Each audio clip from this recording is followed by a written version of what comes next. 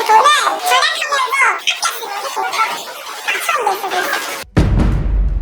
오늘은 몇몇 선생님께서 질문해주신 학급 화폐의 소비처에 대해서 먼저 알아보려고 합니다. 학급 화폐를 사용할 수 있는 소비처는 학급 생활 유지를 위한 필수적 소비, 작은 금액 소비처, 큰 금액 소비처, 벌금으로 나눌 수 있습니다. 먼저 필수적 소비처는 앞선 영상에서 말씀드린 소득세, 자리임대료, 건강보험료, 전기요금입니다. 이는 월급날 원천 징수가 되기 때문에 반드시 지출해야 되는 항목들입니다. 두 번째, 큰 금액 소비처입니다. 큰 금액 소비처는 부동산 구매 비용, 경매 비용이 있습니다. 경매 비용은 앞선 영상을 참고하시면 되고 부동산 구매 비용은 다음 영상에서 다룰 예정입니다. 큰 금액 소비처는 돈을 모으고 관리하는 데 동기부여를 합니다.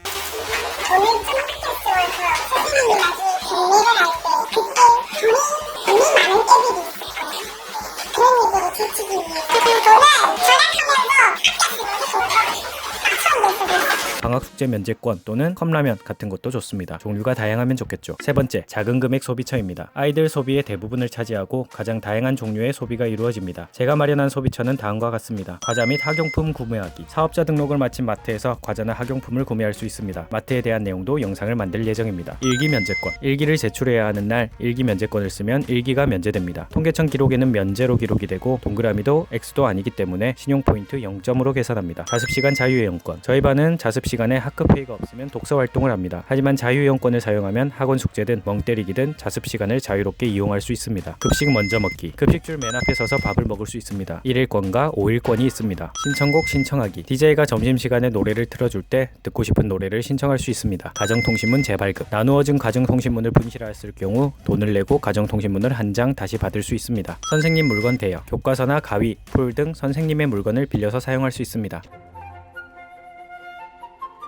마지막으로 벌금입니다. 벌금은 학급 규칙을 어겼을 경우 내는 돈으로 경찰에게 납부하며 경찰은 국세청에 신고하여 세금 수입으로 계산합니다. 벌금은 아이들이 학급 규칙을 잘 지키도록 하기 위한 장치입니다. 하지만 규칙을 어긴 데 대한 지도를 벌금으로 대체하는 게 아니라는 것을 명심하셔야 합니다. 기존의 선생님께서 학급에서 하시던 학생 지도 방법을 그대로 두고 벌금을 추가하는 것으로 생각하셔야 합니다. 그리고 경찰에게 벌금을 부과하는 권한을 주는 것은 추천드리지 않습니다. 애들 200% 싸웁니다.